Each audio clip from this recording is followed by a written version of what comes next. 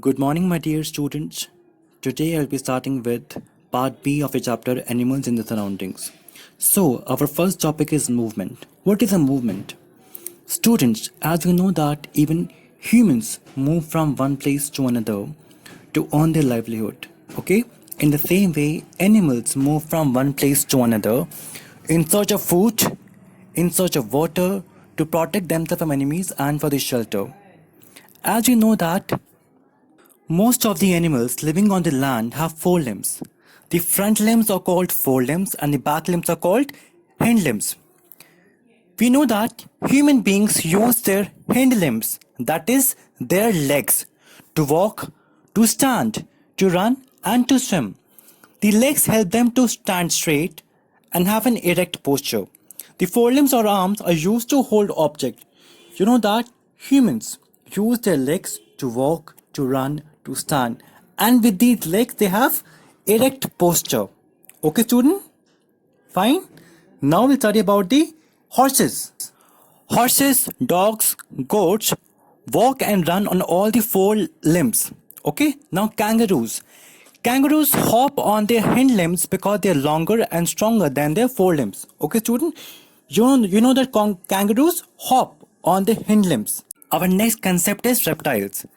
See, student, we have seen that lizard have four short legs.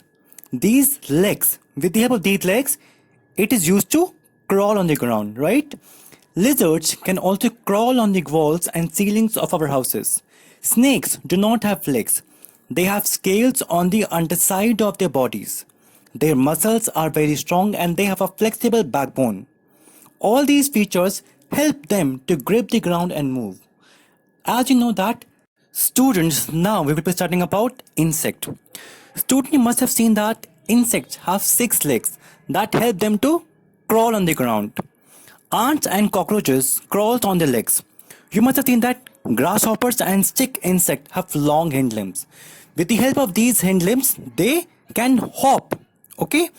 Insects such as butterflies, moth, and dragonflies have wings of flying.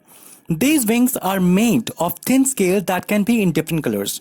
A butterfly has colorful wings. Some insects such as bedbugs and lice cannot fly. Instead, they move by crawling.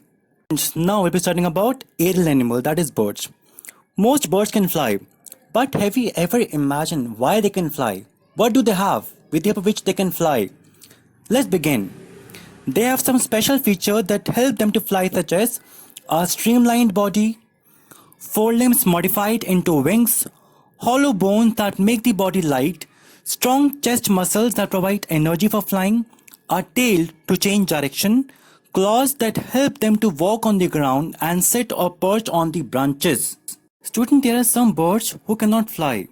Some birds have large heavy bodies with poorly developed wings, so they cannot fly.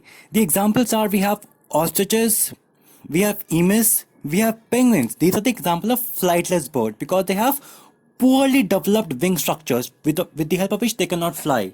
Students, bats are flying mammals. The skin from their body is stretched to join each forelimbs forming a wing. Okay? This is the reason bats can fly. Student, now we'll study about aquatic animals. See, why a fish can swim? Because a fish has fins. Okay? Aquatic animals such as fish can swim with the help of fins. They help the fish in moving forward, turning and keeping an upright position by itself. The tail fin helps to change directions.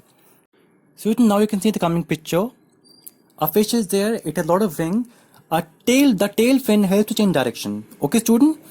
Ducks have webbed feet for swimming in water, even frogs. Student, now we have the most important topic, migration. What does migration means? Migration means when people or animals move from one place to another in search of food, shelter, etc. But have you ever imagined why does migration take place? Let us see with the example of humans. See students, humans who live in rural areas only depend on farming. Okay?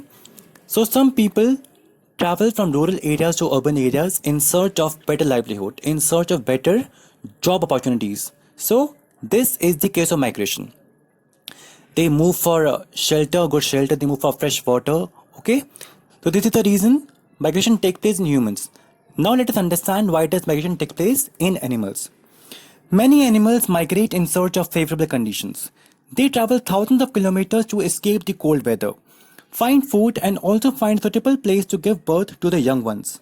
When conditions are again favorable, they go back to their original habitat. The large-scale movement of animals in search of favorable condition is called migration. Example, now we'll see example. The Siberian crane flies thousands of kilometers to reach to India. Other examples are the Arctic tern travels from Arctic to Antarctica in winter. It comes back during summers. Okay, so this is the end of your chapter. Till then, goodbye.